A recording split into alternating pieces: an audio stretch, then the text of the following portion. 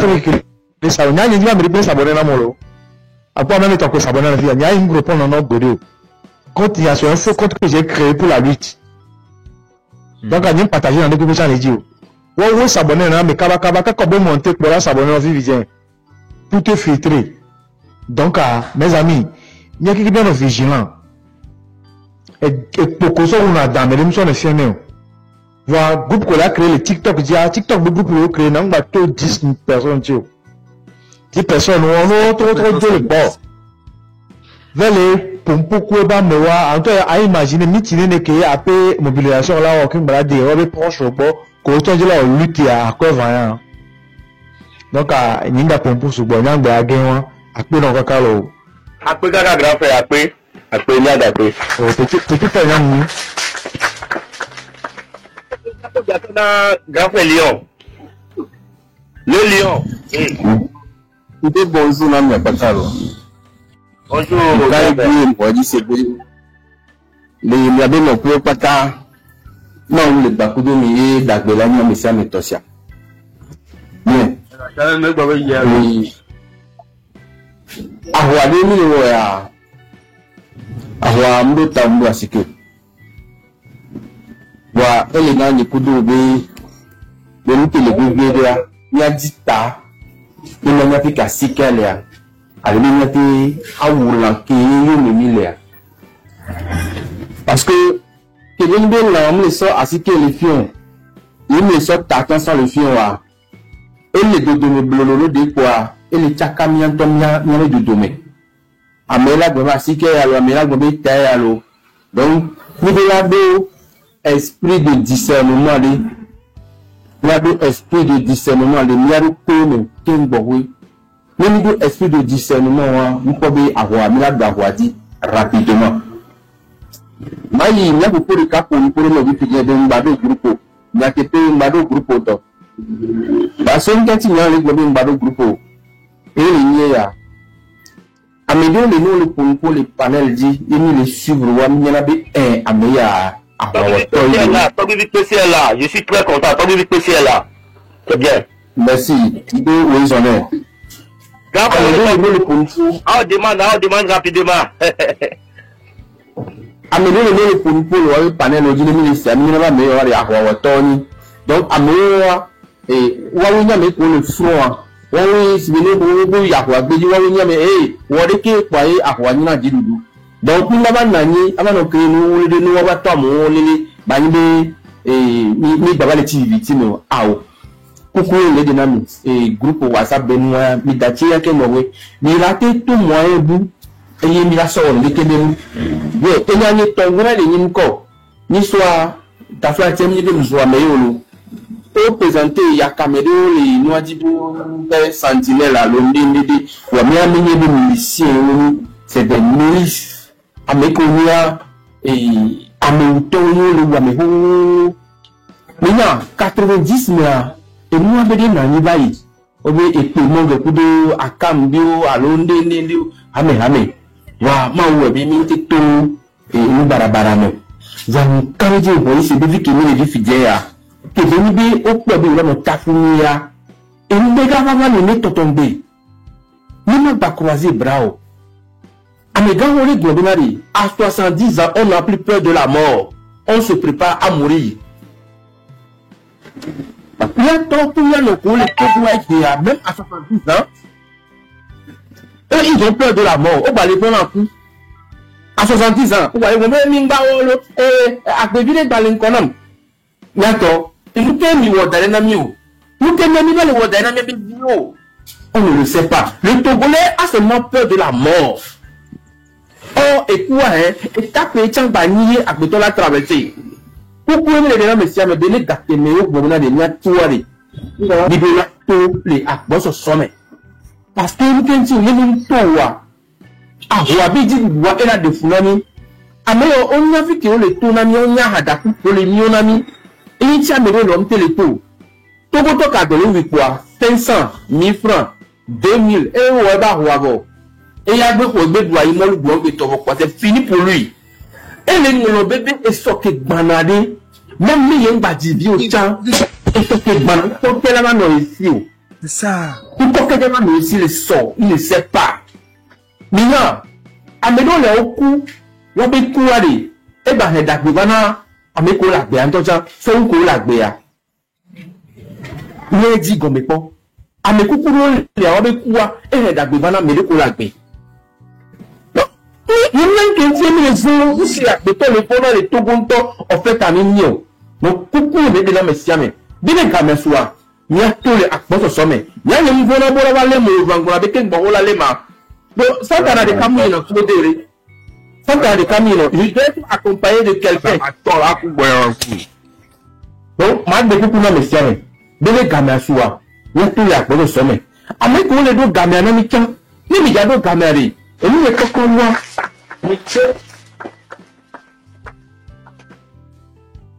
et nous, les coquons, moi, nous, gamins, et nous, on est qui, on l'a pas mis surprendre. Voilà. Donc, mon mère, sensibilisation, on l'a sensibilisé à mon, minoto, si vous voulez que on a ça, nous, on a ça, mais, exemple pour eux, on a besoin de moi. Il y a jamais besoin de toi. Comme nous, on a l'invitation à nous mettre un histoire d'euro. Eh bien, nous avons mis à nos bamis, on se prépare. Il y a toi, et soit dit de l'euro, quoi. Il y a quoi. Mais si jamais là, tout la pose au sommet, le nez de la nuit, voilà. Nous avons monopolisé par l'autre. Nous devons appeler l'ami quelqu'un. Maoula, nous pouvons n'y pas. À Royamina, Gwedi. Amenez les soft compte. Amenez les soft compte. Il y a une soft compte. Amenez les soft compte. Amenez les soft compte. Les Québécois doivent avoir mis la Gwedi. Amenez un petit d'habit pour moi. Non d'habit pour moi. Dans ma langue, c'est le yo. On donne le yo. Et ils allaient l'eau. Deux, de la table de kaka. Nous dit la vie à dit que nous dit la vie à vidéo qui est son parole en son n'a pour randi. Et non, randi DR Lima.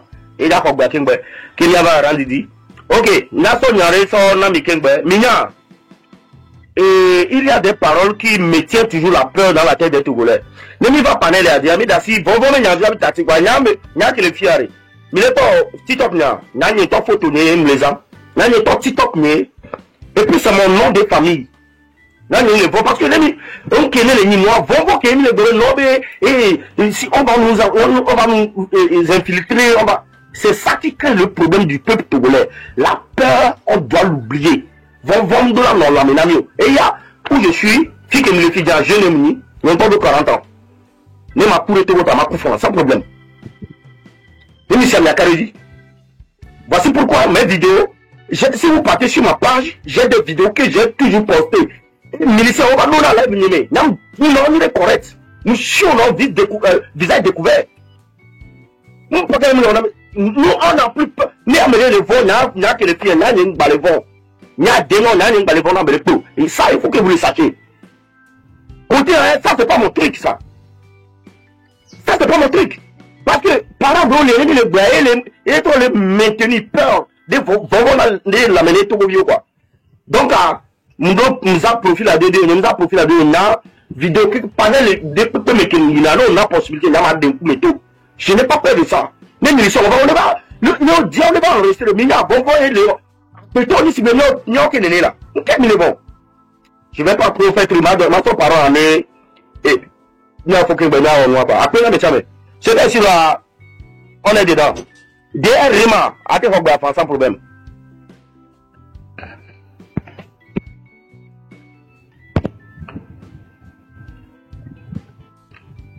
DR Rima. Directeur Rima, vous êtes là? On les a pris. Vous êtes là? On dirait qu'il est monté par erreur. Ah bon, d'accord. Et s'il est monté par erreur, il va le faire descendre. Donc, il a son parole à mais son micro. Ouais. Et tire le micro, hein. Ah, ok.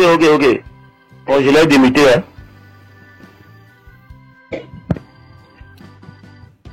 Au poiré. Nyam ke nyam le poire. Togo bio le bon. Ils sont en déjà. Nyam to depuis jeudi. Parce que les gamins ils sont en. Nyam to béa. Nous n'avons pas 3 jours. Nous les tente pas. Oh, mia tom tore. Oh, puis que midjo le ma. Obo bena yo se bena yo bale madame anyaka de ba o me we o tu le fou. Ya me abenya ke ya ma de be ke ju be bo le fou no. Embe ye benyam so 2 jours. Ye so nu. Sibe eswani enu ya nyam tun iso. Ye mu doti ba so nyame ne gbaba ho me a. O la le ndare. Ye ti dan me ni so. Ye da ho me ni so. Emu ke uyom do be afike mna be mle jamais mle tome ya. Emu ba tro keke ye mi da ton wa jiwa. Oh. Oh, deje ton trova le jo ka ba trova ifun. Embe nya ke ama pa so nke che onya ba ton wa jo. On ba le tout na mi le domo wa ewu 6 mois we. Embe ye ma to fu. Tanke le job ni chama to e changbo me. Ọjọ́ ajá ni tọ́nà àgbàdì dọ́jọ́. Parce que tutu gbàtọ̀kọ̀ láti sábà wọlé lómi à. Ó ta gáàsì dọ́. Yàní máa ń na gáàsì wọn dọ́jọ́. Mle pọ̀ òpè. Parce que Afrique mu adua edo ọ̀pọ̀ tó gbótọ̀ ọ̀nà ló bùnà na gáàsì àtọ̀.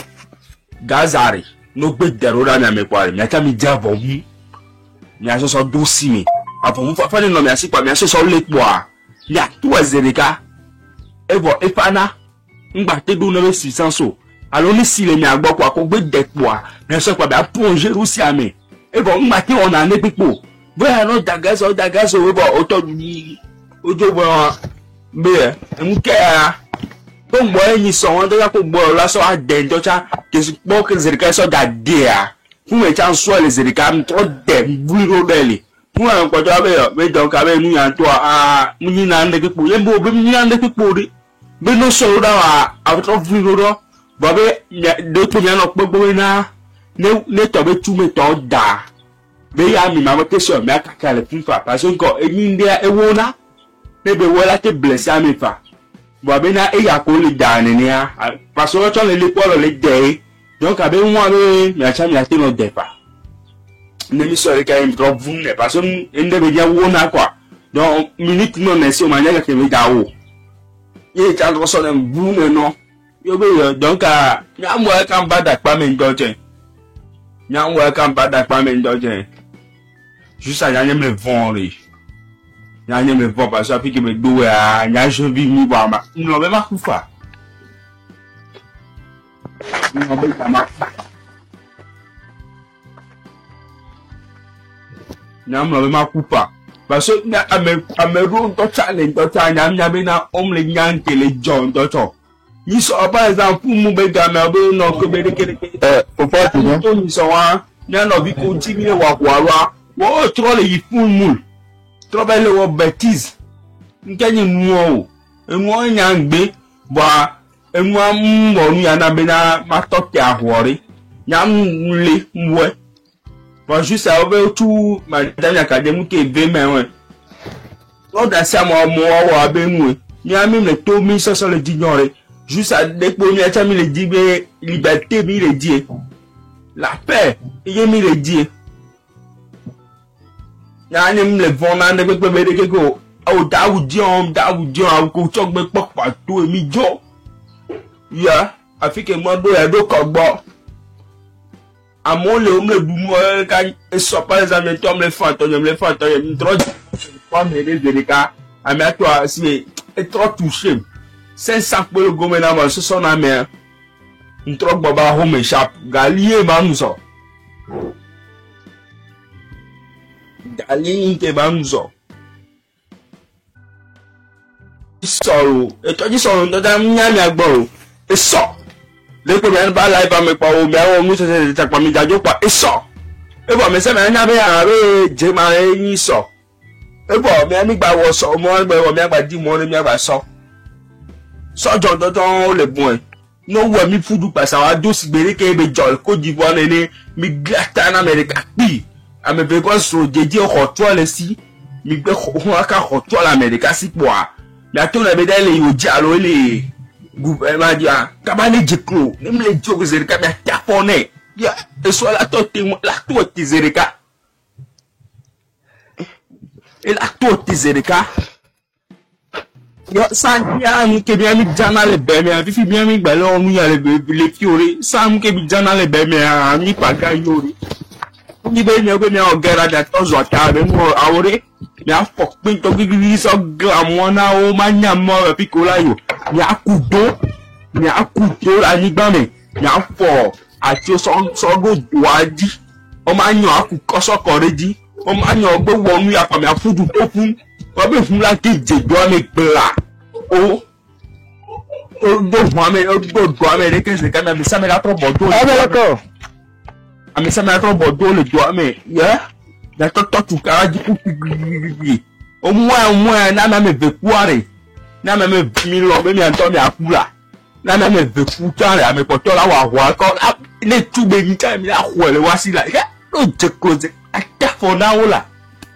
Olo jara me wala jole ma nkele wo ma ye mi pa ba me ko to fudu gba na me ma fudu ndojo aso to ale mi asi wo no take them ya mi ko mi ag defend e do ndojo ale tu won so do an vojina me ba no na di o me ndojo Merci.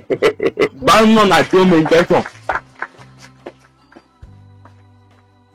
o le na mo pe so na do bo vojina me nya yen gba bon na me re pe olo ils sont moi so jare be no ke be pièce mi ya me démarrer moi comme je toi cabrage mon na ndake so mo so tuya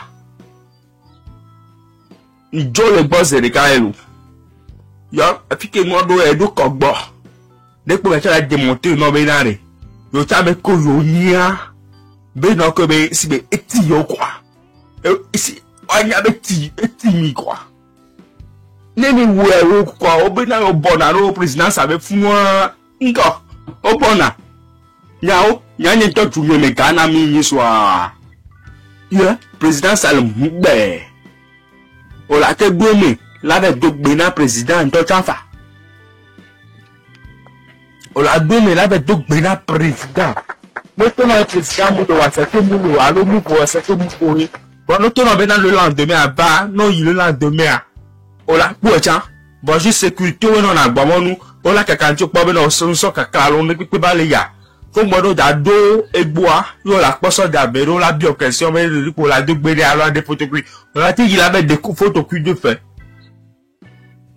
mi le gbo ba mo pe ba de ba ri kere amo to pe mu de ba le ju mi par exemple chatawa le gbagbo le pe mu de ba re amo le couper adi o le kunu le lo ame pie so wu enu o e ke la je ba gba de ba le vie ene ne nya le po ndo ta nya mo na mi e kan do jon re ye nya to mi da si po ga bo e ga le ko gbo e mi ba ye ga le cha ko se gara na ni cha ko gbo mi ajo mi wo le ni ajo ne nya nya mi da re e mi jo e ya me po to ni wa vo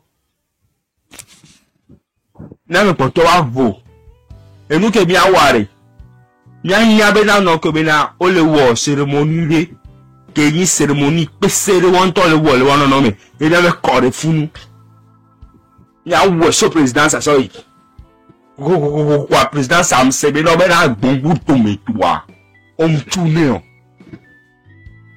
nya le amere fito fi na nya me ke finto fi na ma c'était grand frère ni quand moi me ke pop dojo grand frère o grand frère gbegbe ni po na fi ke grand frère be ko lore gbegbe ni po na fi ke grand frère be ko lore le di chamwa ore banen be to fi de ke po to na me no ko be e le di be nu ya e be am po fa ka ku de gbo madam za na ma po na me le grand frère gbo madame ça m'a pas même les ya afike grand frère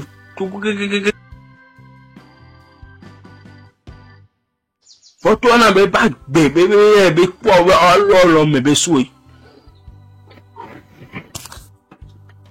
ba nyam le gbo nyaro mi te be gble talo mi te be kake to gomle to go nyam la actuellement to go ne mi di dota juste à y a pas de nous y a cabal lancé et nous y a et caméra sont qui lancé bon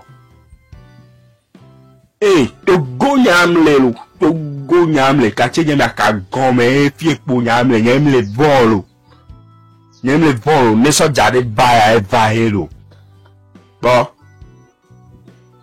mais ça me deux familles. Écoute les capolelo.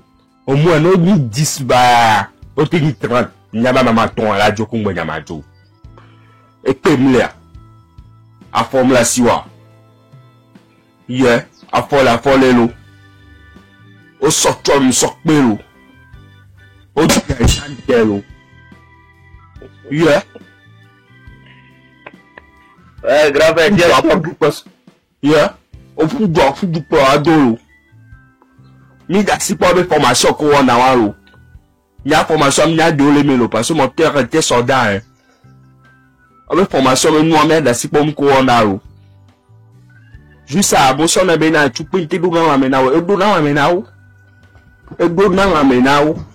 Juste ça, avec foi, on a, sport, quand pour trina, à son moment, oui. Non, t'es there. Et tu les donnes la menao, mais les pétons va en amion.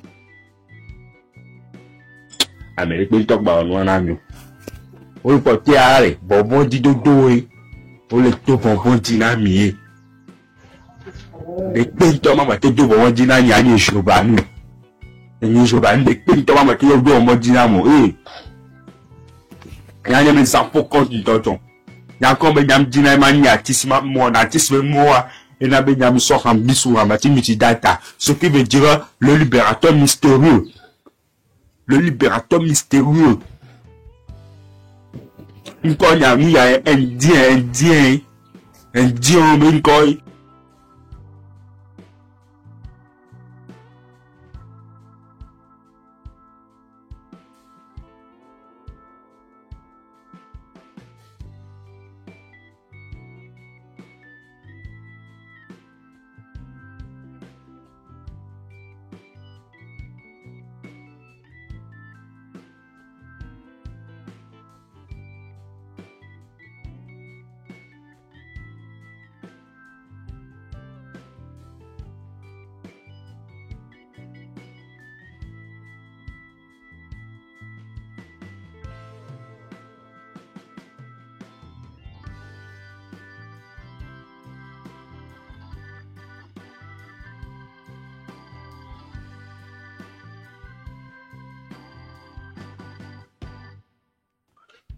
Yeah. Agudon la non so et du mettons la non so pour la bas de contrôler les miens tomber avec du mais t'as de balo fier et vont nous de une soir au bien t'as de ben ba du tout gomoré d'autres de mais le ni de to gwa ben na ko mi asia e mo le du mo le sa appuyer les pieds gbogbo bi le akutata appuyer les signes so bi na apongwani atori. Yeah, ame on dongo da sanya yeki, o da sanya yeki. Mais mi dit que pipi o meto, il a no grave na mio. La bête est to gobe sommet en danger lo. To gobe bi, hein? Le futur est en danger. Il doit la dormir à dire nyana bendi o serika oui. Yeah.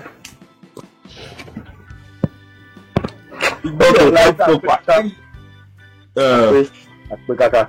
Mila so gba so na grand frère Tare. Mila so na les pipes. Yeah, c'est ça de yon Deborah. Yeah, you go be. Yeah, le pomo. Apena mi kaka. Ma unira de bore. Ma oba sisi sene no jiocha. Ya ba me. Ole ya mi seme. Sinon, moi, personnellement, étudiant Bema, vraiment, il y a des gens qui sont conscients que vraiment ça ne va pas prendre dans ce lever. C'est ce qui m'a plu de ma montée, ma d'affaires, qui m'a ouéna. Et, il y a quelqu'un qui a pu surtout le terrain à dire, c'est déjà un avantage. Il y a des people qui ont underground. Laissez-moi. Elle a plus efficace ou nous avons nos couleurs ici ni le bleu on va les tirer des plans et c'est et ils nous contrecalent à tout moment donné catholique quoi ils nous contrecalent n'a pas non pour pouvoir ni on a pas non n'a pas pour pouvoir ndéolé on no underground de communion par exemple ni soit j'avais des éléments qui étaient sortis sur le terrain mais personne ne savait comment ça s'est fait auto Voilà. Minifié, n'y a pas non plus. Tant, mais, ni bien, on l'a non plus. Pourquoi, mais au cours du groupe, au cours la permet d'informer. C'est risqué. À m'infiltrer, on l'a fait, de mes fonds. Par exemple, avec les polipos fudiens, mais, avec les polipos de gens, comme des nyakami les caméras, la polipo, mais, et bien, pour toi-même, tu sauras de quoi il est capable, et sa détermination pour aller, les niveaux, la peau de groupe, c'est fini, quoi. Il a formé vidéo quoi aller. Quand moi, à connu de le terrain, chaque mois, tu te donnes pour ça va aller. Sinon, à qui que Togo, il y a, honnêtement, le Togo est immensement riche, mais pas avec les Péfouda. On souffre énormément. Et le Togo est immensement riche. Pour Balo, la téni, Togo, mis à part les ressources qu'on a. Pour Balo, la téni, Togo, Pata, la Ebe, on l'a cité, quoi de Omea, on l'a fait de Omea, le Balo, no, il Omea. Tu vas commencer à couler les larmes. Ça fait couler les larmes. Elle te décopte. Tu te là, il bénit sur ma gagné bénin. Elle a son de côté, nous, jusqu'à Manadil Paracoua, pour le voir d'aider. Elle a banni à boire. Or, pourtant, le Togo est plus riche que le Bénin, qui est à côté de nous. Ça, à nous, le Bénin, dans comparaison, bien ouais, kaba. Bien ouais. Bien ouais.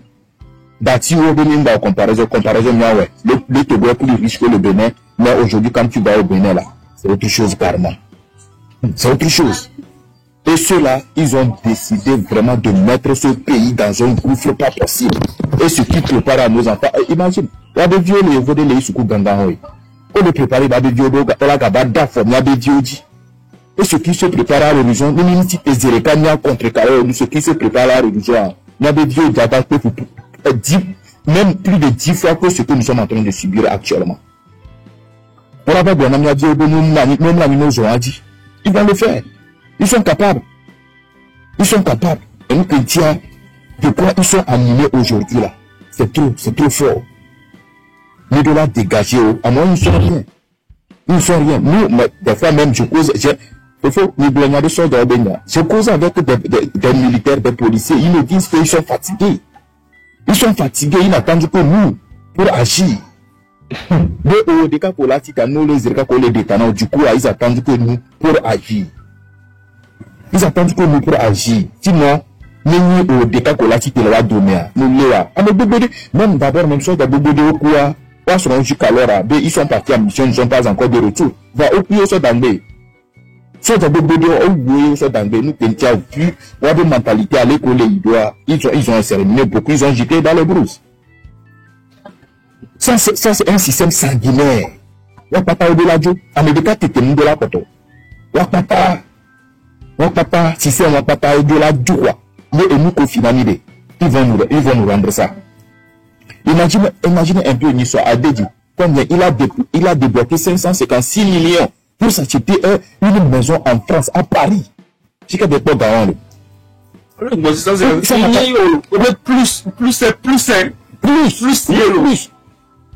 a du euro. Au fait, 400 millions, nous du euro.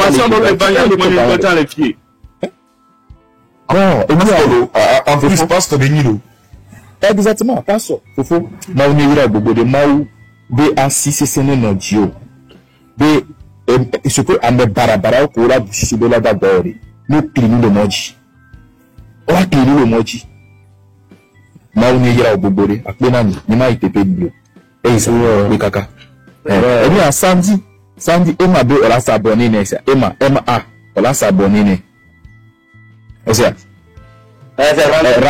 Rambi.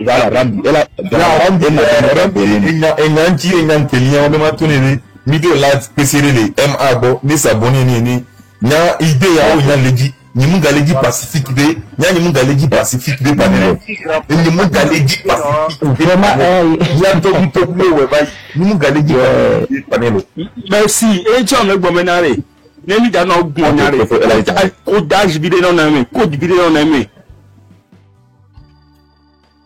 iso mi gba no gbo be sete awo e so lo mais quand la tonne tout na me ba tonne na wo me awo e yo ni awo e ye bi agu ditan Niatobé prison. Pacifique. Voilà, mais ça va courir. Il y a mis vous panel quoi. Au bien, il y a un autre prisonnier, des prisonniers. Il y a un autre, et non, de trop. Il y a un autre, on a nous sommes courir. Il y a un autre joga. On a nous sommes courir. Il y a un autre joga. Non. Pacifique, bien, nous gagnons. Il y a autre légalisé. Il y a autre légalisé sentinelle ou il y a Pacifique bien Yamugalou, o légaliser sentinelle ou il y a autre sur mesure et pas carte d'identité même en soit plus de 3 mois il soit pour me ba carte d'identité il y a passeport me laisser étudiant passeport et wa ne ponya ka ke da ba ko ndo chon hier vraiment là 3 mois dépassé bon na passeport ba ne mi ala to me ni so ma ni so nke niu ni ja be niu d'accord 5 millions ça pas solo de 30 millions. Si quelqu'un est venu sur moi, mon live et parle de Pacifique, moi j'ai le fait descendre, rapidement même. Rapidement, mais on dit, comment Le fait descendre. Après toi, le matin, on va sans problème, sans problème. Merci beaucoup, monsieur le panel a dit. À Modo, on se donnerait, bon nombre de la population, on se donnerait, et on marche avec des années, t'as dit, nous le mot. Dieu m'a donné le matin à quoi? De l'Afrique, à vous terminer le Wovadé, on est proche de la victoire. Allez, qu'on a mis là. Victoire, allez. Voilà,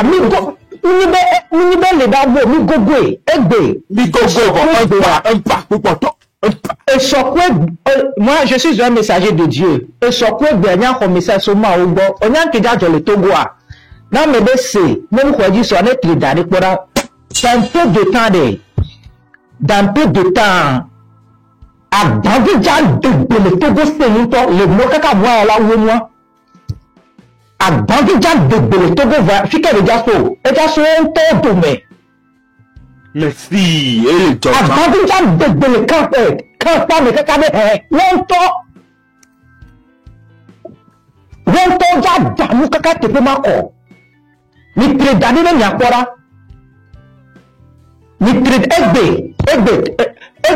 Moi-même, Togo mes messages pour Ghana. Ghana te va ce vendredi. Samedi pour 3 heures de la nuit. Il y a un peu. Avant de Togo, avant de camp de Kakade, et que ma corps. On a dit ce que nous avons fait 14 heures, nous avons. On peut oublier. Dieu tient bien le lutte, elle est pesée. Elle est digne avec Ghana tontier. Ghana tontier. Lui, elle est pesée. De défier avec des années pour 3 heures du matin, il faut de défier avec des. Le peuple n'a jamais fait. Vous n'avez un temps de devoir me faire d'autres pays. Il y a des cas sortis de nos vies, il y a une assemblée qui a le coup de dada. Togo la moto la comme déjà dans le KRT, Kawabe Kampameda. Togo on l'a fait de Mawa Jairo. Mawa ko amole subo be church be mi bobo ni adoko aje Yehowa ajaye. E debiro wan to adome. Yàrá jí nìyí adé, ẹsọ ọgbọ́n lè sọ dàbí wá dòmẹ̀. Kaka mọ September mílíà September kaka fẹ́ láyà. Àgbọ̀ndínlá de gbèlè tó gbọ́dẹ̀ hẹ́n. Vàmúnyá mẹ́lẹ́jà sọ àfidéṣẹ́ lára jẹ́ kú o. Àwọn àmẹ́dẹ́gbẹ́ ń bá sọ fún ọtí ẹ̀mẹ́gbẹ́gbẹ́ lágbára dàgbà bí kú tógótó. Wọ́n tó ń jáde ìgbà ló ń tòmẹ̀ lè kàn mẹ́. Je te dis. Yentiano Pacifique de Pintom dans le Togo Funa, Caméra, Minania, Antifafa, Niazo le Bobode, mais à Dje. Si elle va à Bandi Pédia de Belequanto Dome, Nitridare, Podrare, Ambeden Bonia, le canal de Dioma. Elle est Djibouba, elle a Sunyasi. Amesuba, Togola, Yan was there, and one only Togo Viwe. No one le fifi. Ye ameole le prison. C'est un nation lié. À moi, chance ya moi la de le pame. On n'a le ouamoué. Togo me fait que tuer les gens. On le ouamoué. Amour le mou vivant, on le oué. Qu'est-ce que le gars, mais le point de vieux, qu'on va le sultana moua. C'est nous, on y le droit, mais quoi.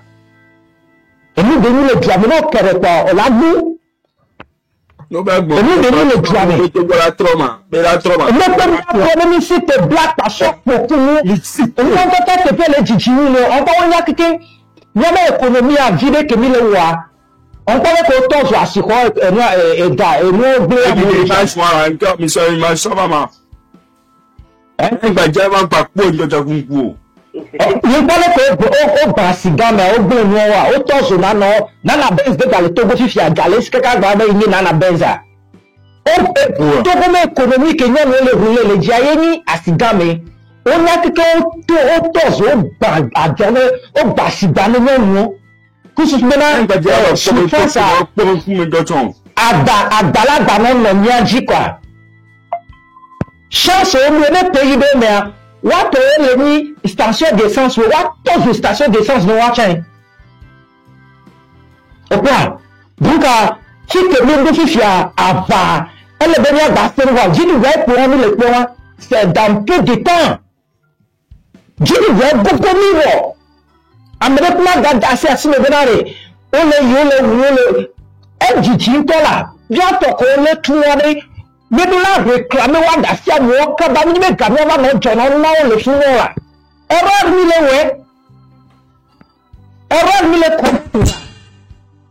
erreur wa ni so o la ya me do ya me ni na ya jono na wa lu le pa me awo de ni ano te be na ni de ni ano te wa libérer amour la ni gamia va jono no wa te lu na le pa mo de bon ni na mia ce sont des êtres humains.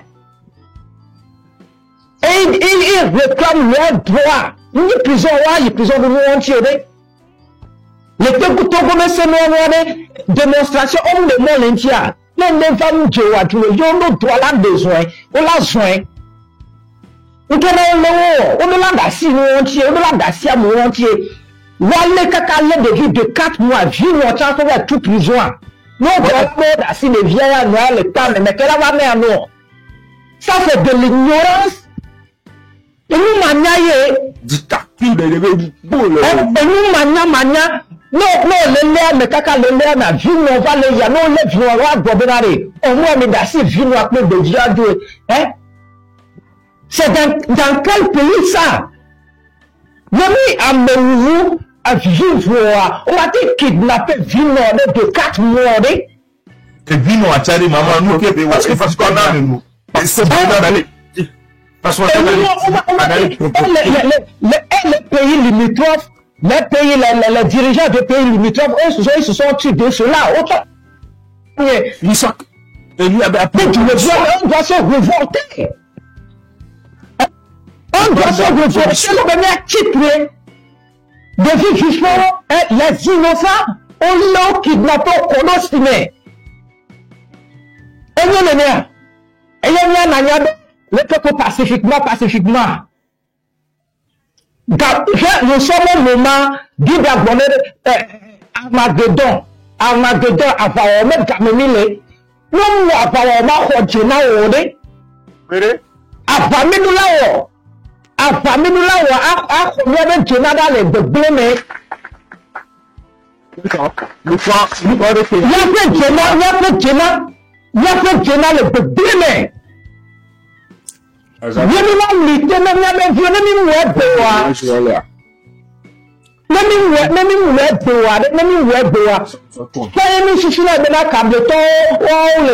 c'est parce que Cableton le gouvernement Togo, c'est assez faux.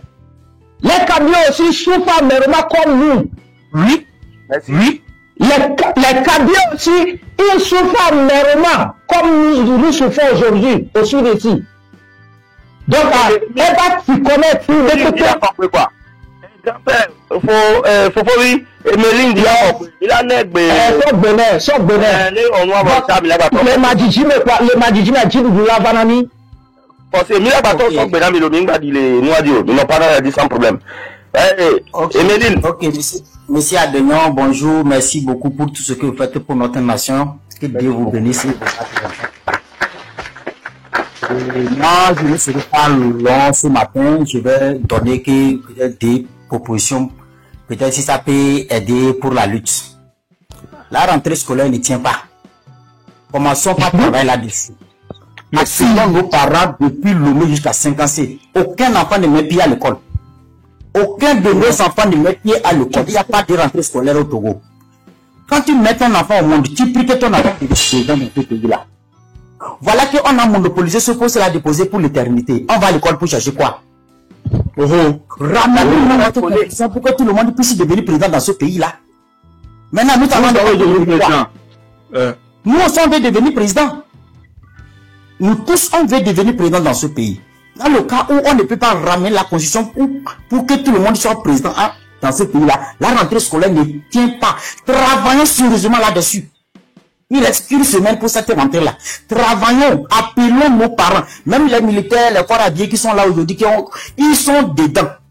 Quand on va lancer ce système-là, et aussi appelleront leurs femmes, leurs parents, que personne ne va mettre pied à l'école.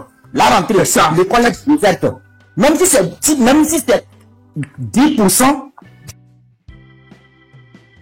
et je suis sûr que si on travaille là-dessus, beaucoup de personnes vont rester à la maison, ne vont pas mettre pied à l'école.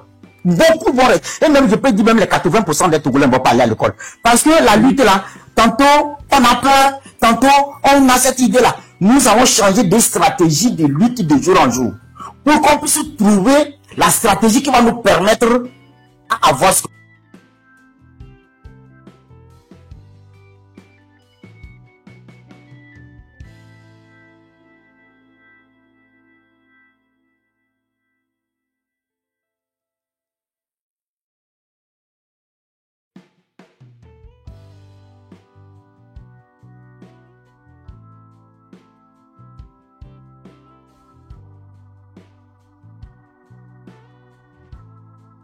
l'église, on sort. Il n'y a pas d'église au Togo. On sort, nous tous on va sortir. On va à l'église. Et si tous les Togolais sortent comme ça, qu'on va si on va taper les patients, on va nous taper nous tous, on tape nous tous. Si on continue, ça ne va pas. S'il faut faire les sorties nocturnes, on le fera. À partir de 20h, tous les Togolais sortent. Les miliciens, les quoi là, ils ne sont pas plus forts que quelqu'un. C'est parce que c'est pas un droit amateur. Si c'est pas la nuit, nous tous on te tue dans les voies, on te frappe, celui qui a pu frapper le Oui, ça aussi c'est bon. Bonne idée. On te frappe parce que c'est pas la nuit. Les militaires sont plus forts que Je peux faire tout là. ils sont plus nombreux. On sort avec des 20 ans, on dit que c'est de 20 à 3 heures. On le fait. Ce qui va arriver, ça va arriver. 23 heures là, c'est petit. 20 heures de 20 heures. Si on commence le mercredi là, ça, on va terminer même le mercredi. Moi, je suis prêt. Comme ça. Donc, je pense que on va développer les stratégies de lutte pour qu'on puisse retirer le pays là et l'arranger, le traiter pour que tout le monde puisse vivre heureux dans ce pays là. Parce que actuellement, on est en train de voir que on est en train de perdre beaucoup. Comment on va dire que quelqu'un qui est allé à l'école jusqu'à avoir son master qui fait Z-Man? Ça n'est pas quand on le dit aujourd'hui, les gens disent que c'est faux, ou bien que c'est ce que nous vivons. Je pense qu'on doit développer une stratégie. La rentrée scolaire ne tient pas. Sensibilisons. Ça, ce n'est pas une force. Appelons tous ceux-là qui sont dans nos villages, un peu partout. Ça ne tient pas. C'est nos enfants. Restons à la maison. Une semaine, 2 semaines. C'était on a une bonne de pause. Jusqu'au jour va. Regarde les enfants. Les aussi d'abord aussi faire la grève. Leurs amis qu'on a tués en classe de 3e. Qui passe en seconde, on a tué à les jeter dans la lagune. Les enfants vont dire ils vont manifester. Combien d'élèves on n'a pas tué dans ce pays-là? Que ça n'a pas s'arrêter. Donc moi je pense que moi je ma seule petite opposition. Donc je ne serai pas long, je vous remercie. Bonne suite pour le combat. Merci beaucoup.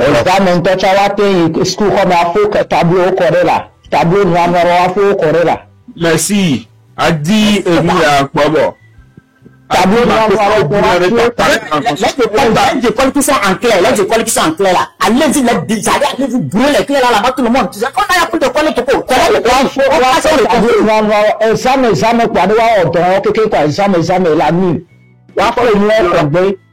Il passe sur il y aura. Il passe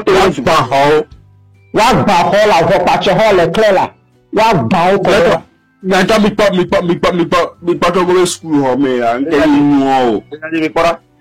regardez la réalité.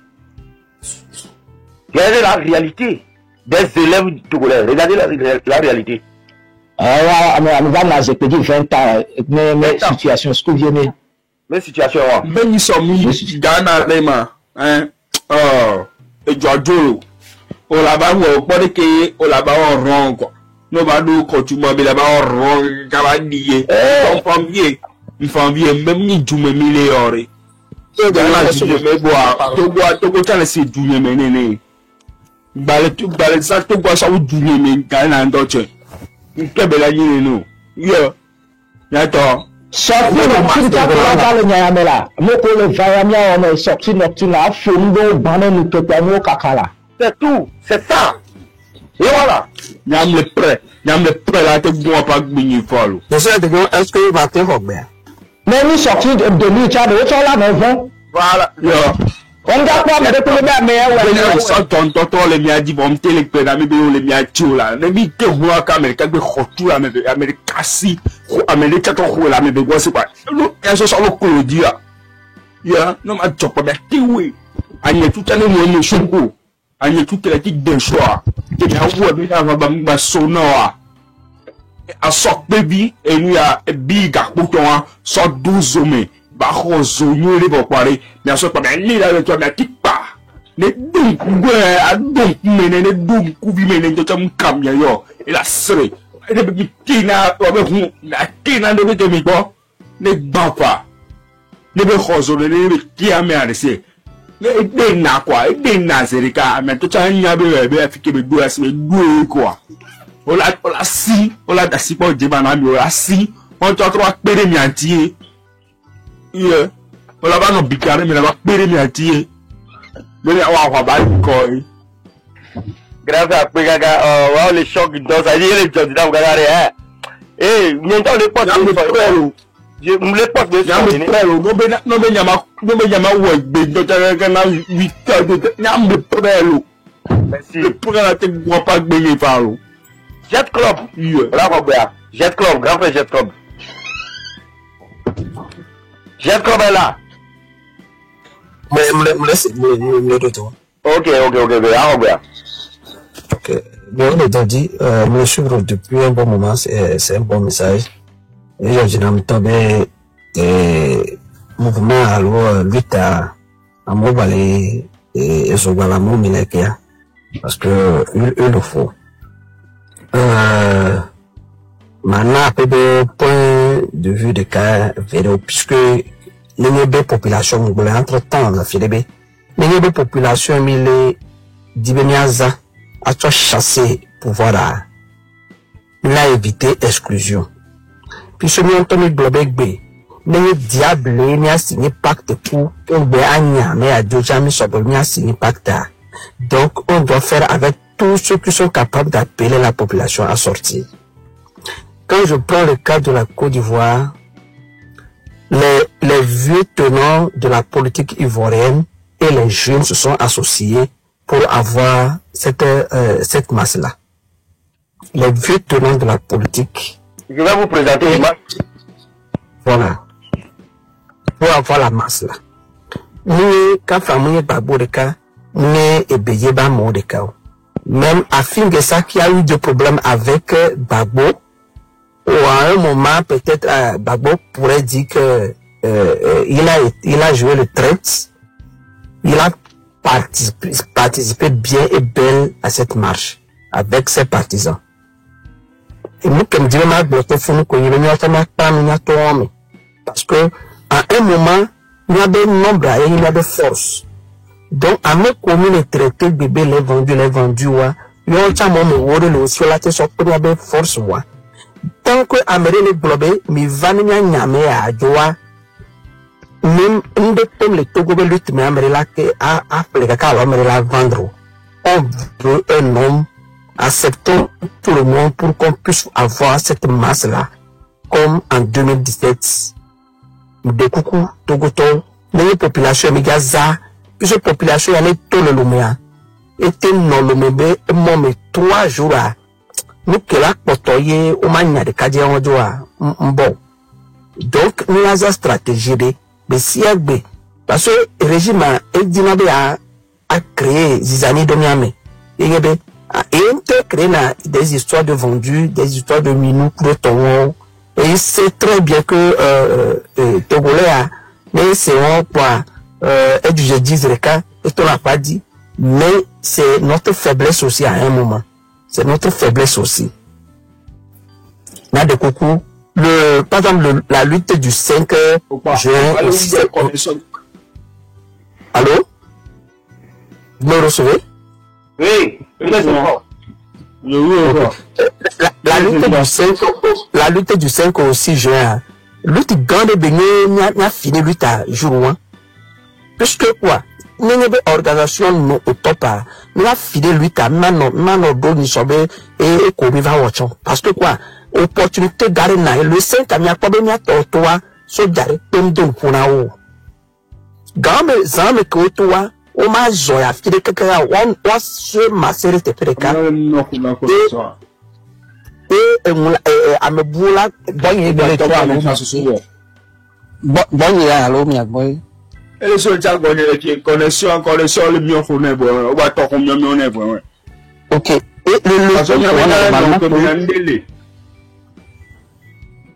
le 5 ans que ni que toi ni ma que jo.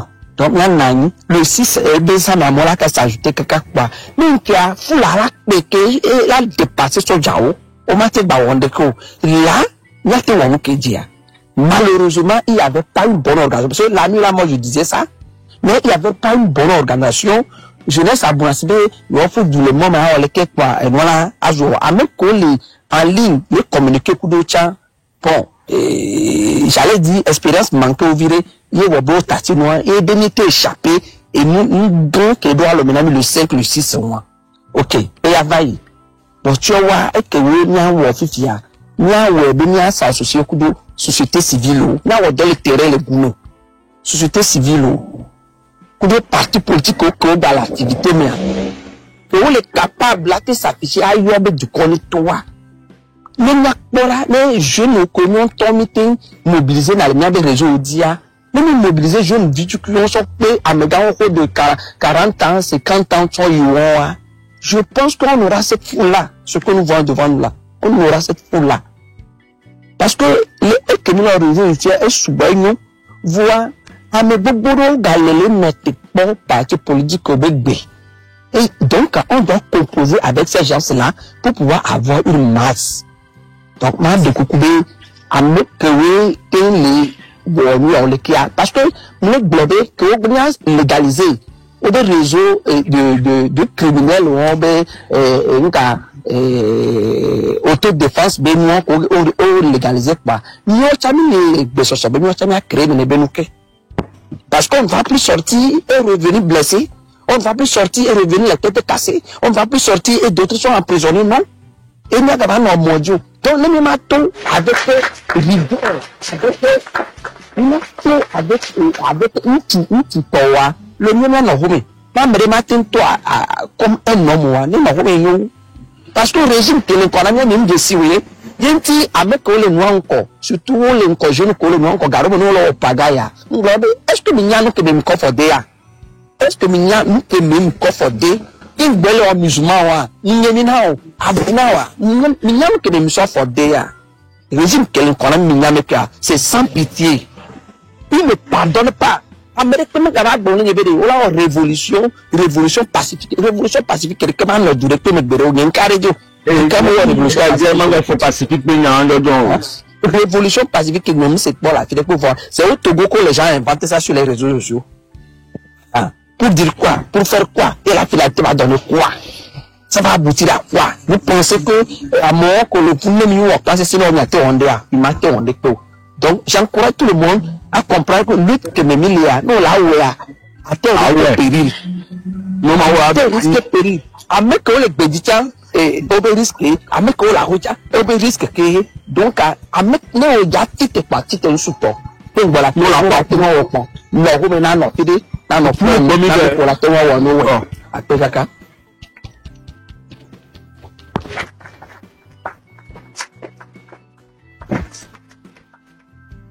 Ok, grand frère. La paix, il a fait gagner grand frère Charles, il a trouvé Charles 2.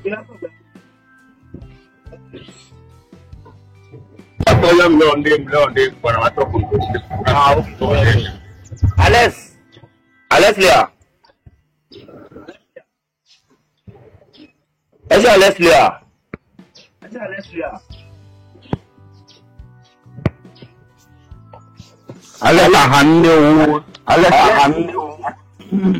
Ah, ok. Allez.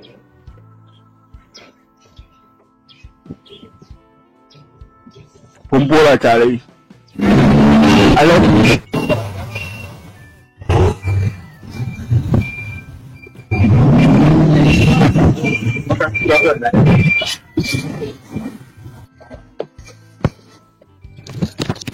Alex Amlia. Bon, là, il a décidé. Là. La guerre. Wow.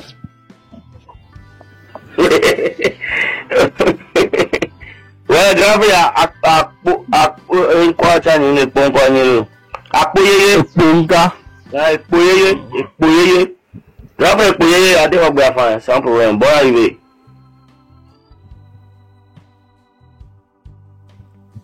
La famille portable là-bas.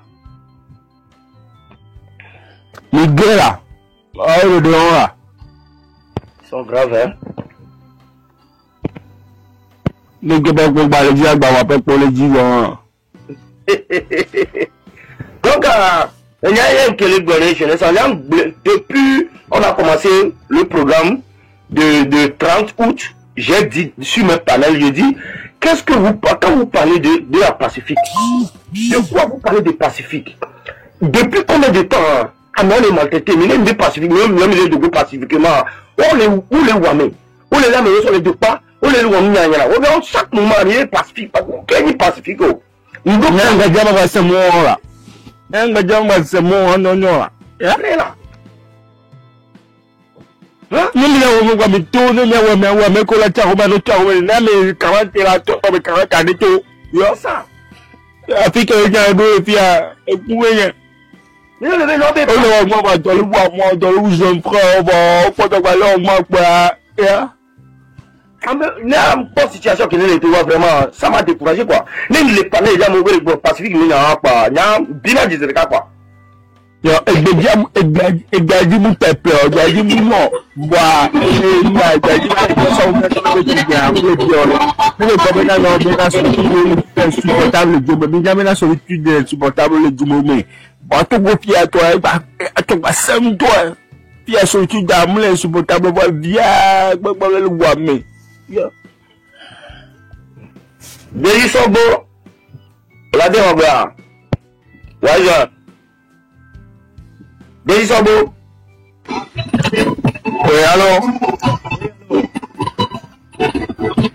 Alors, vous savez là, on a les bergers. Ma bac me sert avec les panels à vie. Là, on tenait les arrêts. Et Dieu quoi. Et Dieu, tonton. Tout le monde est sur bon temps.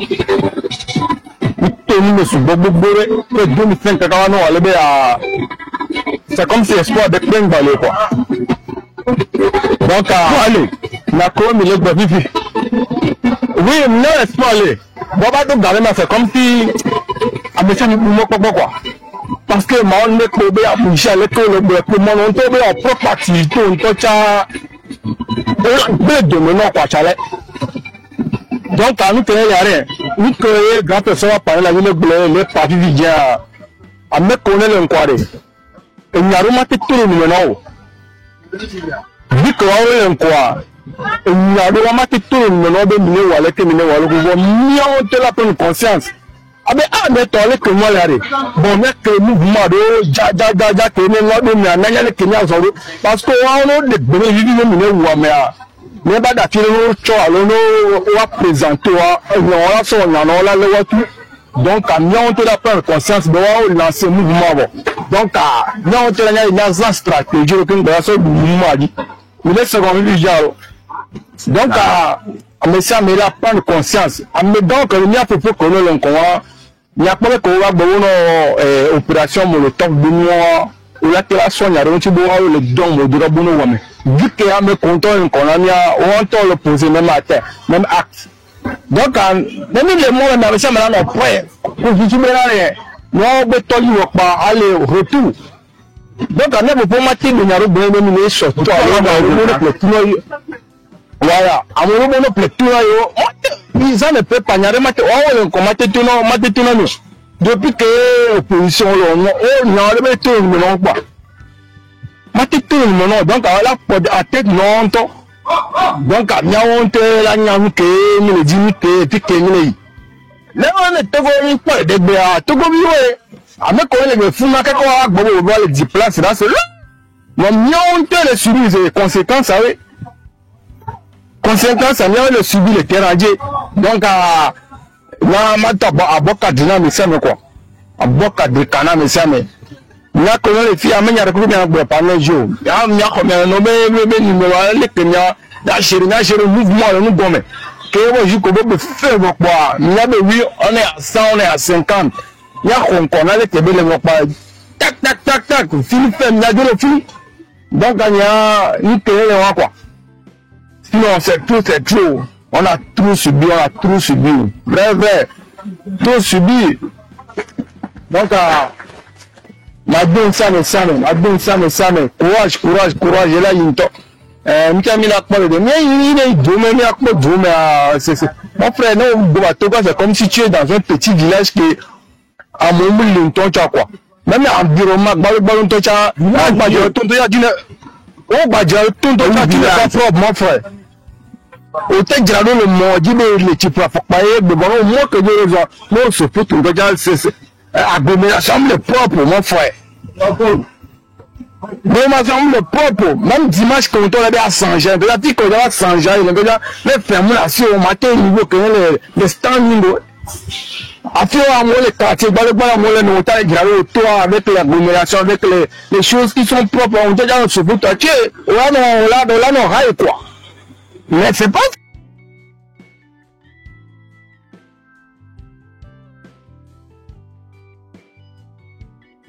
mais ça que les cailloux donc mais ça force là mais ça mais quoi force là mais ça mais ça dénion oui de dans le funda donc il y a que la semaine matin là voilà non on peut s'arrêter là donc ça arrête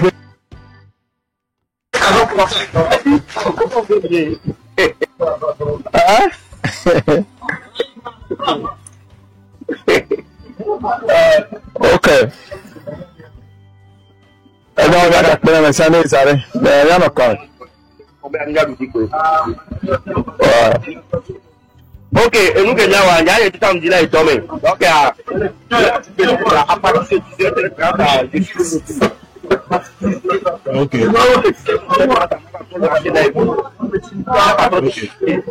Voilà. On va continuer. Avec on est les leaders, on est les Niassi, bien grand frère, on est les luttes à mes coups de mieux, ils savent qu'ils sont sincères, ils n'ont qu'à s'abonner. Voilà, ils n'ont qu'à s'abonner à ma page. Et nous, on a jamais, nous, on a une militia, on a des si tu veux m'envoyer des demandes, moi, je t'accepte. Ne dis, n'aime l'élève, mais non, là-bas, sans problème, moi, j'aime. Oh. Et nous, tu vas subir les conséquences. Ils vont me filtrer, ils vont s'infiltrer, ils vont faire ça, moi, j'ai pas le. Moi, ma mentalité.